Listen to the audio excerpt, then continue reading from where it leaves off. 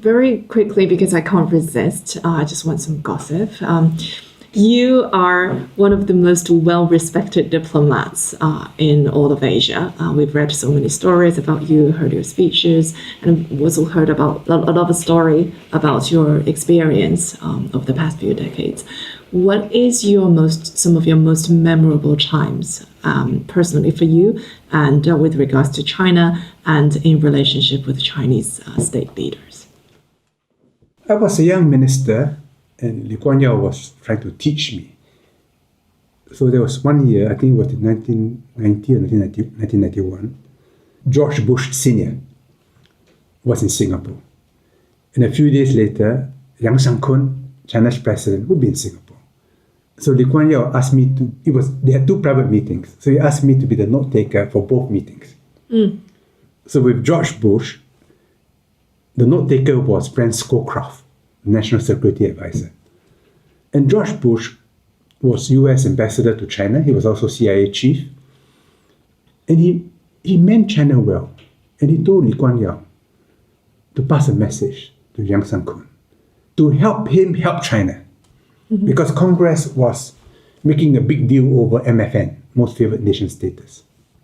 So I took the notes for that meeting. Then a few days later, I saw the way Lee Kuan Yew met Yang Sang-kun. And Yang Sang-kun was already elderly, he sat back. But he was such a large man, large in spirit, you know. You could say anything to him, he can accept it. Because he has seen war before. Yeah. You know? He has seen deaths. And Lee Kuan Yew told him, China should join GATT before the WTO. So you avoid this MFN yearly struggle. And Lee Kuan Yew has some critical things to say about China. He meant it in a good way. Yang Sang-kun took it in a very relaxed, big-hearted way. I still have the notebook where I kept notes of both meetings. I'm a very bad note taker. I don't write detailed sentences. I just make a few points. Then I write it up. That to me was a great privilege to watch 2 meetings. And Lee Kuan Yew was respected by both of them. And he did not behave as if he was the prime minister of a small country. They respected him because he did not talk like the leader of a small country. He was respected because his mind and his heart embraced them. So that was very impressive. I was at that time, 1991, 54, 37 years old. And it was a privilege to have been asked by Lee Kuan Yew to be his note taker for both meetings. And that led subsequently to APEC and to many other things. Because China was recovering from the sanctions resulting from Liu Si. And Bush wanted to help China. Because at that time, there were other challenges. And from then on, that really kickstarted China fully joining the globalized trading system. We took almost 10 years. And when I was trade minister, I was very involved in that. Not directly, but indirectly. China acceded to the WTO under more exacting terms than any other country which joined the WTO. I know the people who were involved.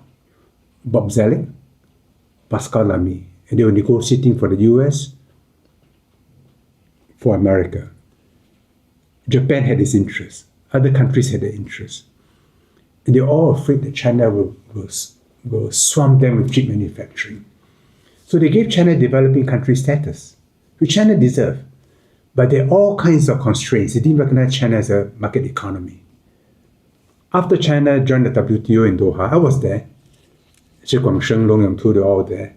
Everybody clapped. The following day, Taiwan also joined. It was part of an agreement. A few years later, Singapore, New Zealand, Chile, and Brunei established the TPP. I met Xie Guangsheng. I said, why don't you join the TPP? He said, China already gave in so much. So when people today say that they should not have allowed China to China took advantage and But they didn't realize that they pushed China to the limit for its accession to the WTO. No one knew, not even China, that China would continue to grow steadily over the next 20 years. So that by the beginning of COVID, at the end of 2019, China's economy had grown 7 times in PPP terms, 9 times in renminbi terms, and 11 times in US dollar terms. So China became very big. And during the global financial crisis in 2008, the G7 could not create sufficient global demand. So the following year, Gordon Brown hosted a second meeting in London. And then all 20 countries agreed to coordinate fiscal and monetary policy. And China introduced a 4 trillion yuan budget. And after that, I read the report. In 3 years, China poured more concrete than the US in its entire history. China was building everywhere to spend. It helped. So the global recession was shorter than it would have been otherwise. But it created enormous distortions in China. And it took China many years to smoothen out those distortions. Even until today. Even until today. Yes. So part of the property boom had its origins There. in those days. But China also developed infrastructure. I went to CHANG in 2009. And before I went up, I called on the vice president, who was Xi Jinping. He said, it's good that you're visiting CHANG. It was after the Olympic Games. And I was the first foreign minister to visit CHANG. And then they brought me to a Dongming house. Then on top was a satellite dish. It says, donated by the State Council and the Communist Party. I said, this is part of the 4 trillion renminbi budget. The satellite dish is for what, TV? What was it? Well, to receive satellite communication, television, radio, whatever. Oh, okay. But China was spending. And China could spend at the time. But China's economy at that time, I think it's 1/3 China's economy today.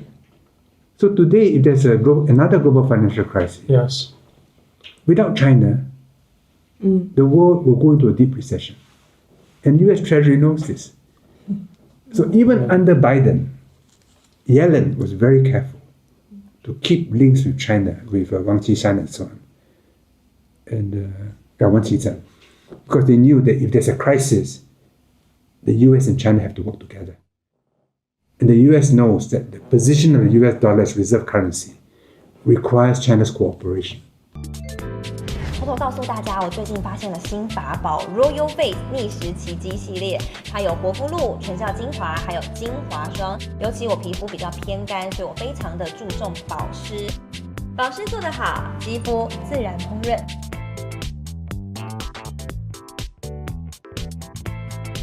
提亮肤色更年轻，抚平皱纹超有感，而且气色变好。用心保养，每天都更美一点。